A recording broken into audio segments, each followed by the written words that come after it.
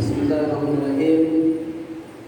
Assalamualaikum warahmatullahi wabarakatuh.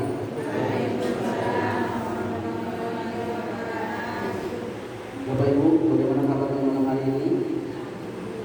Alhamdulillah. Mudah-mudahan sehat lahir, sehat batin, sehat kantong insya Allah. Mudah-mudahan imannya semakin sehat. Alhamdulillah. Alhamdulillahirabbil alamin. Wassalatu wassalamu ala asrofil anbiya'i wal mursalin wa ala alihi wa sahbihi ajma'in.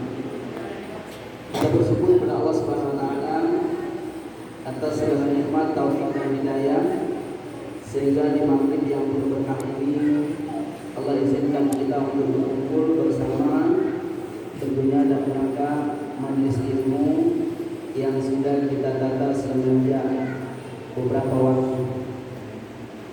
Selawat dan salam dari baginda kita Rasulullah SAW.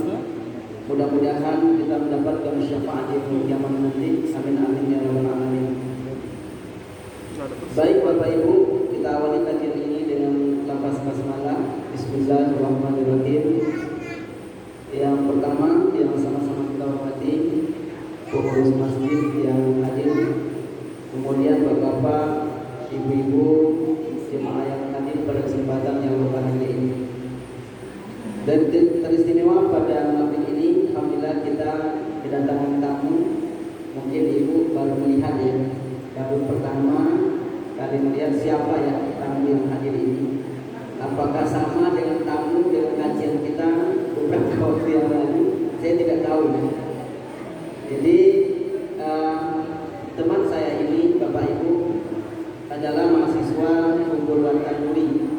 Kebetulan beliau sedang melakukan PKL ataupun magang. Kebetulan jurusan yang diambil adalah Fakultas Dakwah Pengembangan Masyarakat Islam. Jadi alhamdulillah sangat cocok sekali dengan program kita di Lasnas Wantanuri dan termasuk seluruh agama Islam Kabupaten Bengkalis. Yang saya kenal juga baru satu, yaitu juga lupa Panji. Jadi kami baru kenal 2 hari yang lewat Bapak Ibu. Beliau ini salah satu wartawan Provinsi Riau. Beliau di Riau Pos. Jadi kalaupun kita nanti masuk di Riau Pos, itu kuasa Allah Subhanahu wa taala. Nanti terakhir mungkin kita minta perkenalan singkat ya. Namun kita sampaikan kajian kita hadis arba'in urutan yang berapa lagi? Yang berapa Pak? Arba'in urutan yang ketiga. Kita ulang sekali lagi.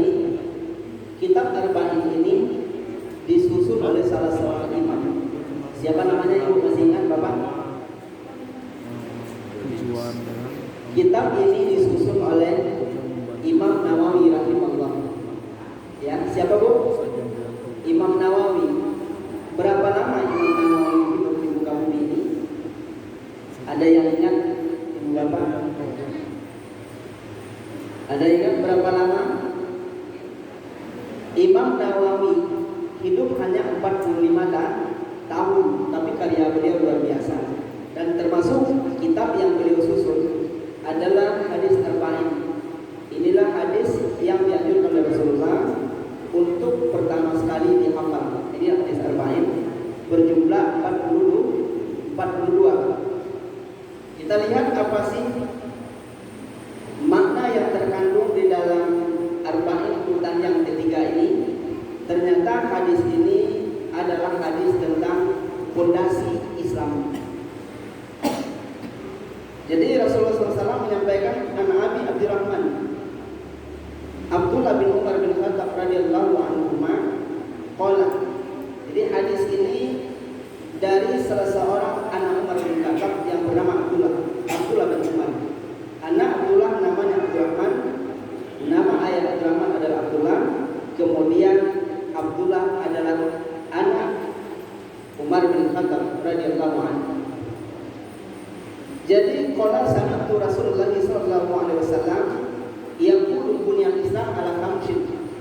Jadi kata Rasulullah SAW, Islam itu dibangun di atas 5 pondasi. Nah, apa sih pondasi yang 5 itu kita lihat. Yang pertama adalah syahadati an la ilaha illallah. Nah, kalimat syahadat ini, asyhadu an la ilaha illallah wa asyhadu anna Muhammadar Rasulullah. Ini merupakan pintu gerbang Islam. Jadi kalau ada orang masuk Islam, dia wajib mengucapkan kalimat syahadat, 2 kalimat syahadat. Nah, bahkan Bapak Ibu jamaah yang dimuliakan Allah SWT, sepanjang syahadat kita tidak batal, maka ini adalah salah satu pintu gerbang bahwa kita suatu saat akan masuk ke dalam surga Allah Subhanahu wa taala. Tetapi tentu melalui proses-proses yang panjang. Jadi maka dari itu Ibu Bapak jamaah yang mulia, azam dan cita-cita kita, apakah kita ingin masuk surga langsung atau melalui proses panjang di neraka? Kita pilih mana, Bu? Pilih mana, Pak? Tentu kita pilih langsung ya, Pak. Jadi hari ini katakan seperti jalan tol di Pekanbaru itu sekarang gratis ya, Pak. Jadi mana kira-kira orang mau nempuh sekarang? Daripada Raja ke Pekanbaru melalui jalur tol daripada jalur biasa. Mana, Bu? Orang pilih jalan tol. Jadi kalau kita ingin mendapatkan tol, ya, langsung berangkat menuju tolnya Allah Subhanahu wa taala menuju surga, ada 5 yang mesti kita azamkan, jangan kita lupakan. Nah, inilah dia hadisnya. Bapak Ibu jemaah yang dimuliakan Allah Subhanahu wa taala, itulah yang pertama 2 kalimat syahadat. Yang kedua adalah mendirikan sholat. Apa, Bu? Mendirikan sholat. Timbul pertanyaan, dari kecil sampai sekarang kita sholat, diajarkan oleh ibu kita, ayah kita. Pertanyaannya, apa sih sholat itu? Siapa ibu yang bisa memberikan jawaban? Apa sih sholat itu? Kita dari dulu sampai sekarang sudah sholat. Namun tentu kita harus tahu apa sih definisi sholat itu. Arti sholat itu apa? Apa, Bu? Pendekatan diri kepada Allah, taqarrub ilallah. Yang lain apalagi Ibu Bapak? Yang dimaksud sholat secara fikih adalah yang pertama, sholat itu adalah doa. Apa, Bu? Doa. Yang kedua adalah apa yang dikatakan sholat? Rangkaian perbuatan yang dilakukan oleh orang Islam, diawali dengan takbiratul ihram, kemudian diakhiri dengan salam. Jadi salam kanan dan salam kiri. Itu definisi sholat menurut ilmu fikih. Tetapi menurut orang tasawuf, yang dimaksud dengan sholat itu adalah mi'rajul mu'minin. Apa itu? Mi'rajnya orang-orang yang beriman. Itu menurut orang tasawuf. Apa sih bedanya orang tasawuf dengan kita, Bapak Ibu yang mulia? Orang tasawuf sisi kelebihannya adalah dari satu azan, dari satu sholat ke sholat yang lain, menunggu waktu dari sholat maghrib menuju isya itu, menunggu waktu isya, dia seperti seolah-olah menunggu balasan surat cinta dari kekasih. Nah, coba bayangkan, Ibu Bapak pernah nggak menunggu surat? Pernah nggak, Bu? Nah, orang tasawuf itu dia seolah-olah menunggu waktu sholat dengan sholat yang lain, sama dengan menunggu balasan surat cinta dari kekasih. Hal ini luar biasa. Ini kata orang tasawuf. Nah, Bapak Ibu jamaah yang dimuliakan Allah Subhanahu wa taala, itulah definisi sholat menurut ilmu fikih. Kemudian berikutnya, syarat wajib sholat. Siapa saja orang yang diwajibkan sholat itu? Ibu Bapak, mungkin kita masih ingat, ada 3 orang yang diwajibkan sholat. Apa itu, Bu? Yang pertama orang Islam. Nah, jadi kalau orang yang tidak Islam, mereka tidak dibebankan kewajiban sholat. Kenapa begitu? Karena mereka sudah pasti nanti ke jurang neraka. Jadi yang pertama adalah Islam. Setiap orang-orang Islam wajib dia sholat. Semenjak umur berapa ibu bapak? Semenjak kapan pak? Apa bu? Umur berapa? Jadi kata Bang Ridho 7 tahun, ibu setuju nggak? Apa? 13 tahun kata imam kita. Ada yang berpendapat beda. Nah bapak ibu zaman dulu ya, kalau di zaman dulu ya, di zaman Imam Syafi'i rahimahullah itu ternyata proses pendewasaan lama ketika itu. Umur berapa mulai balik di masa itu? Umur 15 tahun di masa itu. Makanya Imam Syafi'i mengatakan bahwa umur balik itu berawal dari minimal 12 tahun, kemudian batas akhirnya 15 tahun. Kenapa begitu? Karena memang zaman dulu dengan sekarang dua zaman mulia. Kalau dulu anak-anak remaja dia mulai mimpi basah, kalau anak laki-laki suaranya mulai berubah apabila umurnya lebih dari 12 tahun. Tapi kalau hari ini dua zaman mulia, anak perempuan umurnya 9 tahun, kalau dia sudah datang waktu untuk tidak sholat, berarti mereka sudah balik. Bahkan anak kelas 6 SD pun sudah ada yang balik Bapak Ibu. Nah, jadi Bapak Ibu jemaah yang dimuliakan Allah SWT, jadi standarnya hari ini adalah apabila anak laki-laki kita sudah pernah mimpi basah ataupun suaranya berubah dari kecil menjadi besar, berarti dia sudah balik. Biasanya itu 12 tahun di atas. Kalau anak lagi. Dan kemudian Bapak Ibu jemaah yang dimuliakan Allah Subhanahu wa taala, semenjak kapan kita ajak anak kita untuk sholat? Semenjak kapan? Umur berapa? Umur 7 tahun. Kata Rasulullah SAW, muru subiyah ila balaga sab'a sinin, apabila anakmu berumur 7 tahun, ajak dia untuk sholat. Ajak mereka untuk sholat. Iza balaga asra sinin fadrikum alaih. Apabila anak kita berumur 10 tahun dia belum mau sholat, maka kita harus tegas, harus kita bimbing dia, kita paksa dia untuk bisa sholat. Apabila umurnya 10 tahun. Ini hadis Rasul. Jadi di umur 7 tahun anak kita dia masuk SD ataupun sebelum SD, apabila umurnya 7 tahun kita ajak mereka untuk sholat. Kemudian kita ajak terus sampai berumur 10 tahun. Apabila dia belum mau juga sholat, maka orang tua boleh tegas. Bahkan fadrib alaih, boleh dipukul mereka, tetapi pukul untuk memberikan pendidikan Bapak Ibu jemaah yang dimuliakan Allah Subhanahu wa taala. Nah Bapak Ibu jemaah yang dimuliakan Allah Subhanahu wa taala, jadi ini kita ambil pelajaran. Apabila anak cucu kita 7 tahun, kita ajak terus. Ayo kita ajak. Nah kemudian Bapak Ibu yang mulia, apabila dia 10 tahun, maka boleh kita tegas. Nah bagaimana Ibu Bapak jamaah mulia? Pernah nggak Bapak Ibu melihat anak-anak misalnya umurnya sudah lebih 20 tahun, tapi masih malas sholat? Ada nggak? Ada Pak? Banyak ya. Nah maka dari itu, dengan momentum kajian kita malam hari ini, ajak mereka, doakan mereka.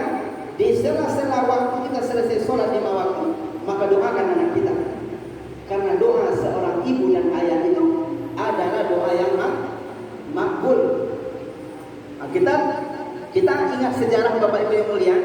Sejarahnya Sesudais, Imam Masjidil Haram yang terkenal dengan suara yang sangat merdu sekali. Bahkan orang berangkat haji dan umroh itu, salah satu yang dirindukan untuk ke sana adalah mendengarkan bacaan Imam Sesudais. Rupanya Bapak Ibu yang mulia, merunut sejarah ke belakang, dulunya Sesudais itu termasuk anak yang nakal. Beliau termasuk anak yang bandel. Bahkan ketika ibunya minta tolong, dia tak mau. Ketika ibunya memerintahkan ini, dia tidak mau. Akhirnya bagaimana? Sudah tidak tahan lagi emosi ibunya, Nak Sudais, kalau kenakalanmu seperti ini nak, ibu doakan kamu suatu saat bisa menjadi imam Masjidil Haram. Ini luar biasa. Ibu kalau marah sama anak, apa yang diucapkan? Apa? Bermacam-macam. Bahkan kadang-kadang anaknya yang salah, sampai menurut bapaknya juga ikut disalahkan. Anak simpulan. Jadi anaknya yang salah termasuk bapaknya juga kena imbas. Jadi bapak jamaah yang dimuliakan Allah Subhanahu wa taala, maka dari itu kita doakan anak-anak kita dengan doa yang terbaik. Yang terbaik, Masya Allah. Mana tahu suatu saat nanti mereka bisa menjadi orang yang baik. Yang baik, jangan pernah putus asa Bapak Ibu yang mulia. Oh anak saya ini Pak Ustaz tak mungkin lagi bisa ini.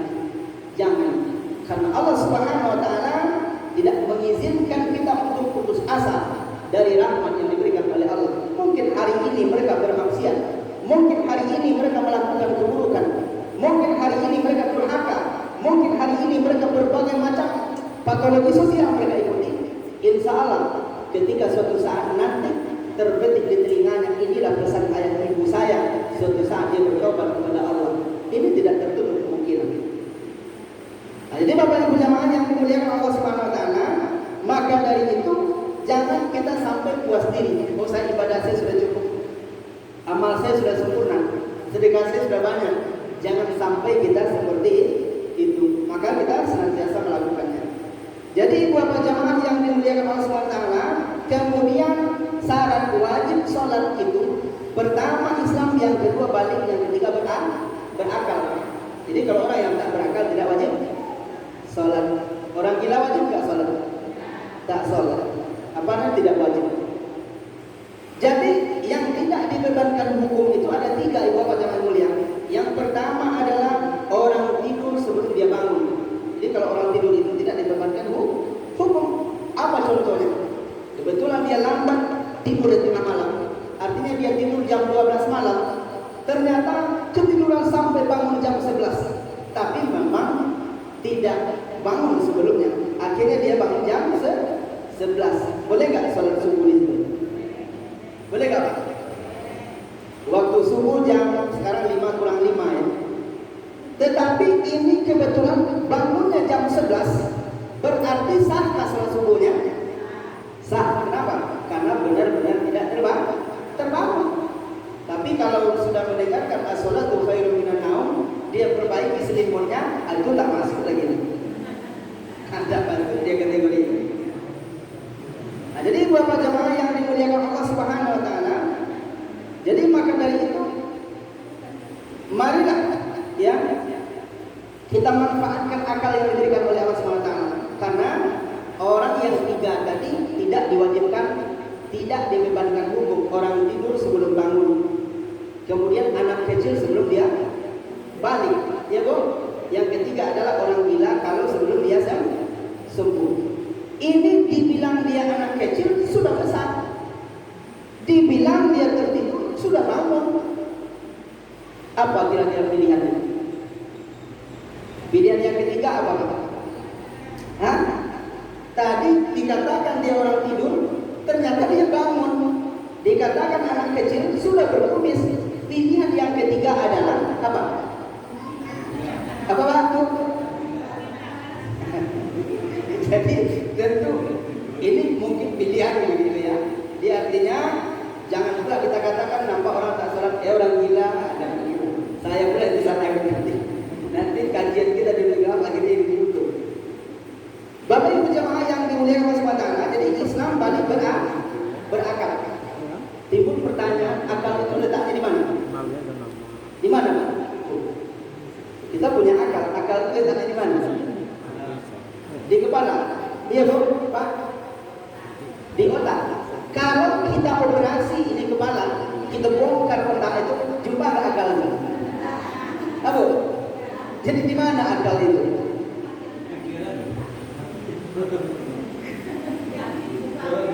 Apa Bu? Inilah salah satu mukjizat Allah. Luar biasanya Allah ciptakan tapi dirahasiakan, kita tidak tahu di mana tempatnya. kalau kita artikan ini, kita definisikan ini, kalau yang bagian kepala ini apa namanya Pak? Apa Bu? Tutup. Kalau ini tabung, ini plastiknya, iya kan? Berarti ini tutup aqua, katakan ini aqua, ini tutup aqua, ini plastik aqua, ini botol aqua, yang aqua itu mana? Ini air aqua, yang di dalam air aqua, aqua itu mana dia? Hah? Mereknya saja. Jadi Bapak Ibu yang mulia, ini rahasia Allah. Allah Subhanahu wa taala memberikan akal kepada kita. Untuk apa akal diberikan? Untuk apa? Untuk membedakan mana yang baik, mana yang buruk, itulah akal. Tapi kalau kita cari di mana dia akal, kita jumpa. Insya Allah tak jumpa. Tapi kita diberikan semua potensi oleh Allah. Makanya Islam balik berakal. Kemudian syarat sah sholat. Tadi kan syarat wajib. Syarat wajib tadi Islam balik berakal. Kemudian syarat sah sholat. Sholat itu akan sah apabila kita lakukan langkah-langkahnya apa saja itu. Ada yang apa lu? Syarat sah sholat yang pertama apa? Oke, niat. Katakan niat ya. Jadi memang ulama Syafi'i mengatakan itu salah satu adalah syarat apa namanya, bukan itulah syarat sahnya ya, tapi disunahkan kita berniat. Kemudian apa namanya, banyak ulama mengatakan ya innamal a'malu binniyat, ya niat. Tetapi ternyata di dalam persoalan ini ya, niat ternyata Bapak Ibu jamaah yang dimuliakan Allah SWT masih disembunyikan. Jadi kita lihat dulu yang pertama, syarat sah sholat itu apabila waktunya sudah masuk. Ya Bu, kalau waktunya belum masuk maka tidak sah sholat. Ada orang buru-buru mungkin mau makan baru, hari baru jam 12 pulang 3 menit. Nah, jadi tanggung nanti daripada ini sholat aja dulu. Sah nggak sholat? Berarti sholat kalau belum masuk waktunya maka sholat itu tidak sah. Tapi kalau waktunya sudah habis, sah juga nggak?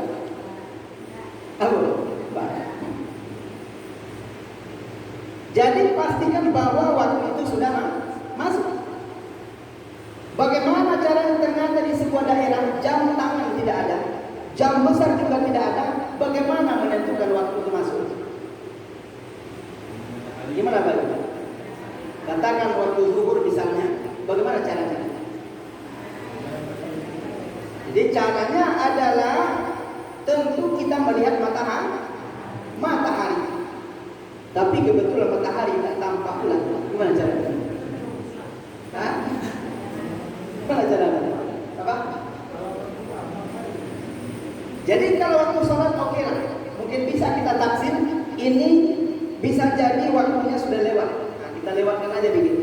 Waktunya sudah lewat. Kemudian kita melakukan sholat. Jadi yang pertama adalah pastikan waktu sudah masuk. Jangan pula ada muazin azan misalnya azan subuh itu 2 kali, ada yang 2 kali. Azan yang pertama terdengar oleh semua jamaah yang ada di sini itu, berarti apakah itu menandakan waktu sudah masuk? Sudah masuk kan? Belum. Di waktu subuh, waktu masuk itu adalah azan yang kedua. Yang kedua. Tapi kalau kita di sini azannya 1 ya Pak. Jadi kalau ada yang azan yang 2, berarti waktu masuknya itu adalah azan yang kedua. Yang kedua. Tetapi Bapak Ibu yang mulia, bolehkah azan subuh jam 9 pagi? Hah? Boleh tak boleh? Tidak boleh, tapi memang ada ustaz, salah seorang ustaz. Dia memandangkan azan jam 9 pagi. Subuh iya juga. Dia azan jam 9 pagi, berbondong-bondong orang datang ke masjid. Orang yang jarang sekali ke masjid, datang dia ke masjid. Kenapa? Ustaz azannya jam 9. Ramai-ramai mereka datang. Ada yang sengaja tak batu-bata, berhenti dulu. Kita tengok dulu. Ada yang sakit di sini. Ada yang stres. Orang yang sedang main domino, datang dia ke masjid. Ditengok itu, Ustaz, kenapa Ustaz azan jam 9? Mana kenapa, Pak? Ustaz ini sudah stres nih. Ustaz ini sudah gila. Orang azan itu bukan jam 9. Apa kata Ustaz itu? Terima kasih, Pak. Terima kasih banyak. Saya tadi azan subuh, Bapak tak datang. Azan saya jam 9, Bapak datang. Siapa yang gila? Yang gila itu siapa? Hah? Iya, orang datang subuh dipanggil tak datang dia. Waktu zuhur dipanggil dan waktu tak datang dia. Diundang jam 9 pagi rombong-rombong mereka datang. Berarti siapa yang stres? Siapa? Ah, itu dia. Bapak Ibu jemaah yang dimuliakan Allah Subhanahu wa taala. Yang pertama, pastikan waktu itu sudah masuk. Yang kedua adalah harus suci dari hadas dan najis. Bagaimana cara membersihkan hadas kecil? Gimana caranya? Kita beristinja kemudian berwudu. Ya Bapak Ibu. Kalau hadas besar wajib kita mandi. Jadi yang kedua itu adalah harus bersih, harus suci, ataupun wajib berwudu menyucikan diri sebelum sholat. Kalau mereka sholat, kalau mereka tidak berwudu sebelum sholat, maka sholatnya sah apa tidak? Tidak sah. Jadi maka dari itu wudu mesti kita perhatikan. Ketika kita mencuci muka, pastikan sekeliling wajah itu memang dikenakan oleh air. Di waktu kita mencuci tangan, sampaikan ilal marafiq. Jangan sampai air wudu tidak melewati mata siku. Ini ada orang wudu gini-gini aja Bang. Padahal ini tidak basah. Nah itu berarti wudunya tak sempurna. Apalagi alhamdulillah di masjid kita sudah ada keran. Kita pastikan dia sampai benar-benar ilal marafiq, membersihkan sampai ke mata siku, melebihi ini ilal marafiq. Nah itu kita pastikan. Jangan kita asal berwudu saja, tapi itu kita pastikan bahwa wudu itu sempurna. Kemudian menyapu kepala. Bagaimana caranya Pak? Apakah kita sapu pakai sapu lidi? Enggak. Gimana, apa yang dimaksud menyapu kepala itu? Membasahi sebagian kepala, ataupun kata orang membasahi sebagian rambut. Basahi rambut, muka atau belakang atau semuanya. Tapi kalau kawan itu tak berambut, perlu juga dibasuh. Nah dia tak berambut, botak aja. Kira-kira lagi. Perlu juga enggak? Hah? Perlu Pak, menyapu sebagian kepala. Itu namanya, saya kan botak, tidak perlu saya cuci, tidak begitu. Menyapu sebagian kepala. Menurut Imam Syafi'i rahimahullah, sekurang-kurangnya menyapu kepala itu diambil air, diteteskan, disapukan sedikit sebanyak tiga kali. Itu minimal Bapak Ibu yang mulia. Sedangkan menurut Imam Abu Hanifah, katanya dari depan sampai ke belakang, dari belakang balik lagi. Nah, balik lagi. Ada juga kata Imam yang lain separuh aja. Mana yang bagus? Mana yang bagus Bapak Ibu? Yang bagus yang tadi, supaya tidak ada istilah perbedaan di kalangan ulama yang kita amalkan. Boleh itu kita cuci semuanya, muka belakang, tidak masalah, boleh itu. Tapi sekurang-kurangnya kata Imam Syafi'i rahimahullah, boleh sedikit saja. Tapi jangan kita hanya pilih yang sedikit itu. Akhirnya kata Imam Syafi'i kan sedikit, nanti kita yang disalahkan Imam Syafi'i. Ada waktu jamaah yang dimuliakan SWT.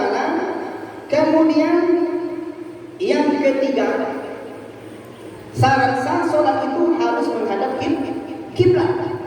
Jadi kalau ada orang sholat yang tidak menghadap kiblat, maka sholatnya tidak sah. Bagaimana kebetulan kita berangkat ke Bengkalis jam 3 subuh sampai di kapal, ataupun jam 2 ternyata subuhnya di kapal. Bagaimana menentukan arah kiblat? Mana bukan? Kita hentikan sejenak di kapal. Gimana caranya? Ini termasuk kiblat darurat. Apa itu? Yang dimasukkan kiblat darurat, kondisi darurat ketika itu, kemana arah kiblatnya, kemana arah kapal itu, kesitulah arah kiblat kita. Dia Bu, bagaimana kita ke Padang naik MPM? naik mobil FPM, tiba di kilo 9 masuk waktu subuh. Mau diarahkan kiblat, mobil belok di sini, sampai 9 kali. Gimana caranya? Caranya kita ikuti kemana arah mobil itu, disitulah kiblatnya orang yang berada di kendaraan. Dia harus menghadap yang sahnya itu menghadap kiblat. Kalau kita di Masjidil Haram, ya jelas Ka'bah sekeliling. Ada orang yang dari sini boleh, dari sini boleh, sini boleh, sini boleh. Kenapa? Karena Ka'bah di tengah-tengah. Tapi bagaimana kita hari ini untuk menentukan arah kiblat itu? Sekarang ada kompas. Kompas yang bisa dipercaya itu boleh, karena itu adalah kecanggihan teknologi. Karena Bapak Ibu yang mulia, ketika kita arahkan ke matahari terbenam, dia tidak pas itu. Sebelah kiri itu ke Ethiopia ya. Jadi dia tidak pas sejajar dengan matahari. Jadi maka dari itu kita ikuti kompas. Apalagi kompas yang didatangkan dari Kementerian ataupun Kanwil, kantor wilayah keagamaan kabupaten ataupun provinsi. Jadi Bapak Ibu jamaah yang dimuliakan Allah SWT itu 3. Kemudian syarat sah sholat yang keempat, harus dipastikan baju pakaian tempat kita sholat itu harus bersih.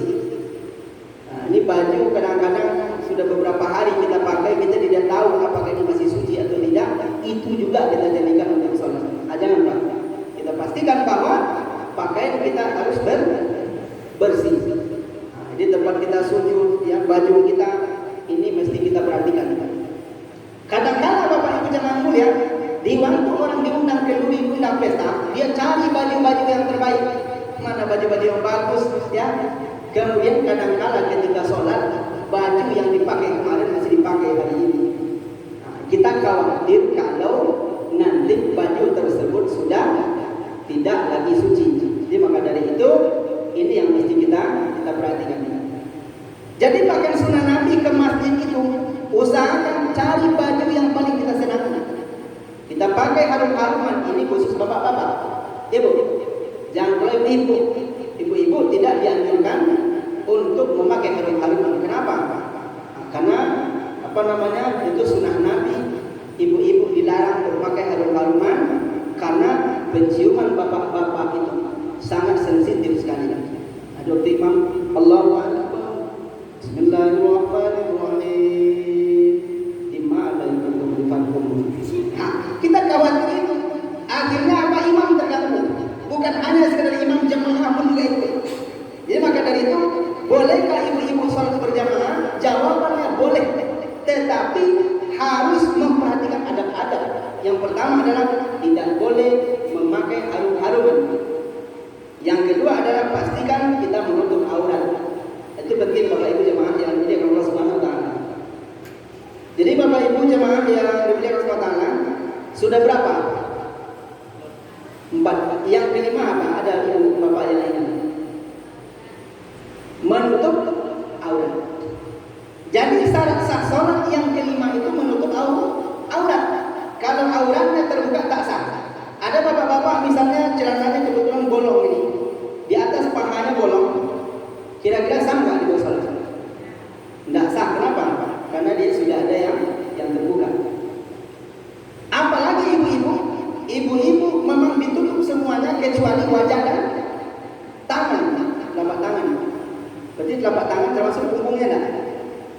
Kalau tak termasuk punggungnya, besok selasi badan. Jadi telapak tangannya itu. Jadi maka dari itu ibu-ibu jamaah yang dimuliakan Allah Taala, andai kata ibu-ibu sholat tapi kakinya terbuka, maka sholatnya tidak sah. Jadi harus pastikan menutup aurat. Bagaimana kalau kami bapak-bapak sholat tidak pakai baju, hanya pakai sarung? Boleh nggak bukan? Boleh nggak? Tapi memang di atas pusat. Boleh? Boleh, tetapi adab yang kurang. Ya, kalau masalah boleh-boleh, tapi adabnya yang kurang. Jadi Bapak Ibu jemaah yang dimuliakan Allah Taala, sebenarnya kajian berkaitan dengan sholat ini sangat panjang ya.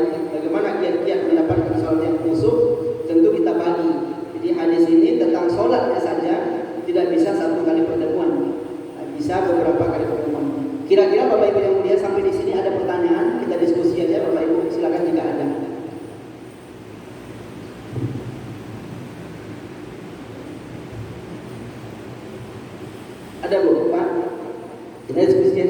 kita ada.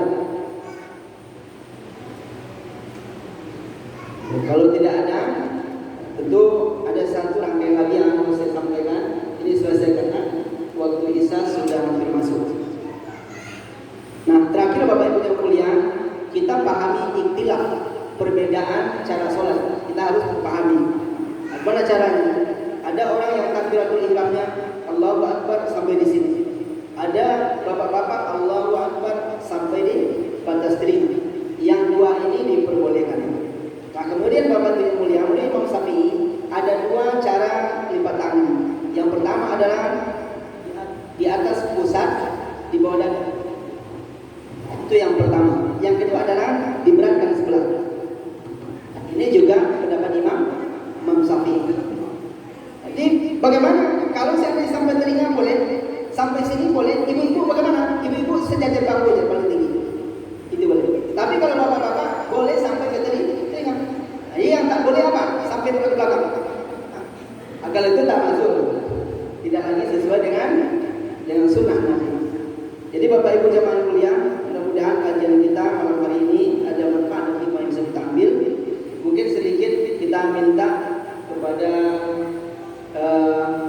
saudara kita ataupun adik kita mungkin sedikit menyampaikan beberapa apa ya. Silakan Panji, berikan programnya, apa tujuannya datang dengan ilham.